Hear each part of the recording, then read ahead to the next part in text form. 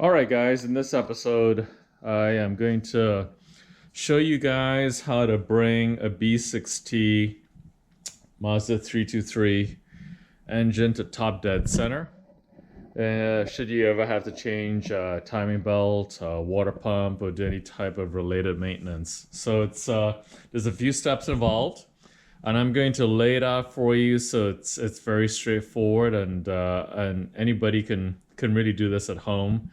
And Mazda, the great engineers at Mazda have made this almost a foolproof design, so that way you don't mess up your firing order, and you know exactly how to bring everything up to top dead center and everything lines up. So here it goes. Okay, so my car is an 88 GTX. Some of you guys may have seen it in previous videos. And the reason I'm actually doing this today is I'm actually going to change the cam pulleys right here and go with adjustable cam pulleys from KAI from Mr. Bell.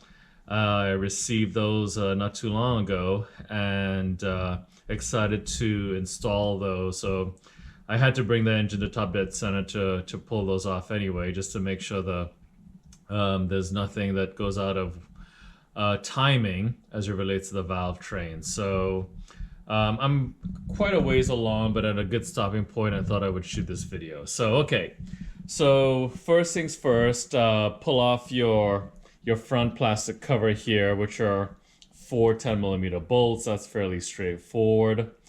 And then after that, what I recommend is, well, of course you got to jack up the car and all those good things like mine is right now. I got it off the ground. And after you take off that front timing belt plastic cover, that's going to expose the belt and the cam gears. Next thing you want to do is to bring the engine to top dead center. So how do you do that?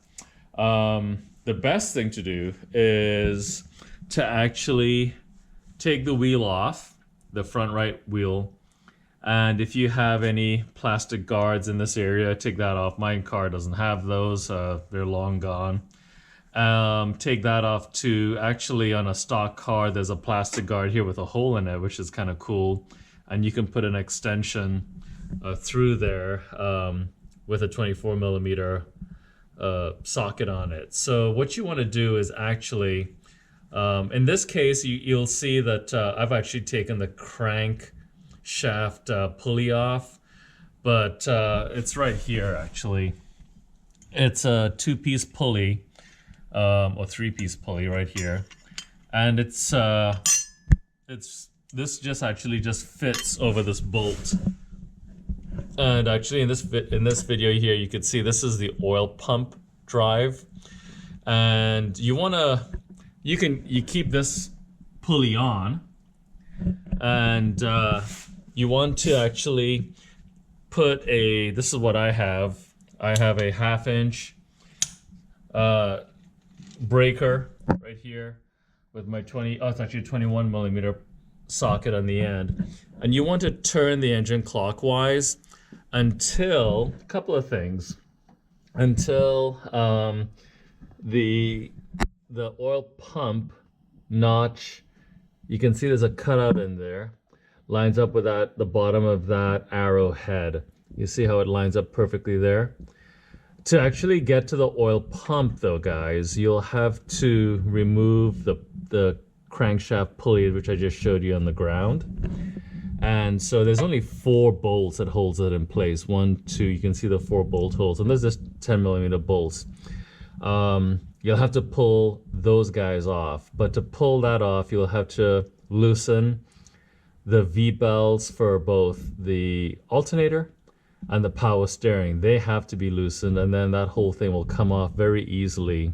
It'll just fall off in your hand. Make sure you catch it, don't let it hit the ground. And then that'll expose this oil pump drive gear.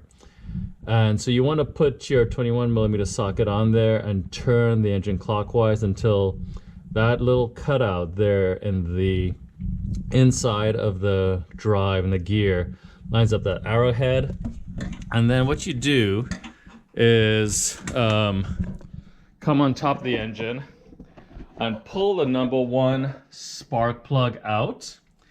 And what I do is I put a little wire here, as you can see. And as you get to top dead center, this wire is going to reach its highest point.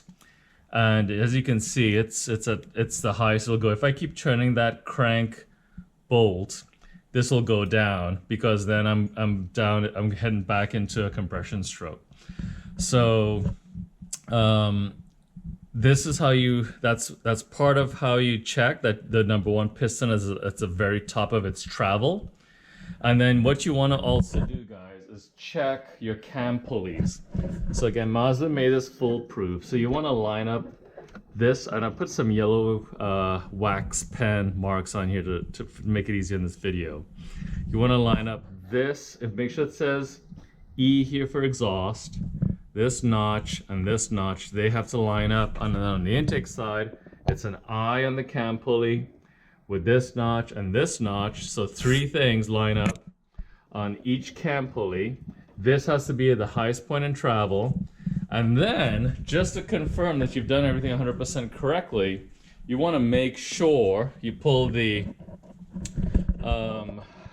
distributor cap off, which I've done already. Those are just 2 7mm bolts. Pull this guy off and make sure the rotor, which is right here, is pointing to the number one spark plug wire, which is there. You can see the number one is right there.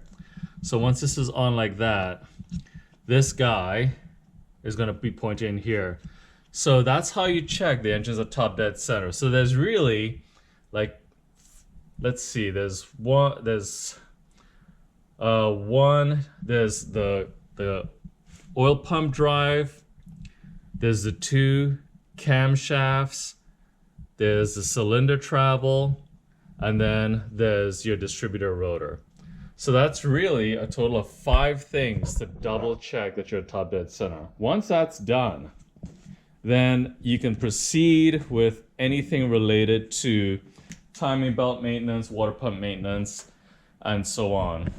There's no real convenient way to lock the engine. Like in some cars, you can buy a flywheel lock. There's no real convenient way to do that. So you'll have to make sure as you disturb things that you don't throw like one of these cams off a tooth, for example.